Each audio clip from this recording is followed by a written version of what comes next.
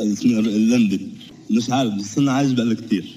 تهمت سعادتك ان انا رحت كده عقد الشقه بتاع ابويا من عمي اللي هو واخده مني غصب واقتدار، غصب يعني غصب عني يعني، ورحت له وهو مجوز ولاده في قلب الشقه سعادتك، وطردني في الشارع برضه غصب واقتدار، وانا ما رضيتش اتكلم، ورحت عشان اطالبه انه يديني حقي، راح ضربني بالبوان في وشي، وراح عضبني من كتفي، وراح ظرفني نص كده، نزلت على ودني واسنجيت يعني اترشيت سعادتك.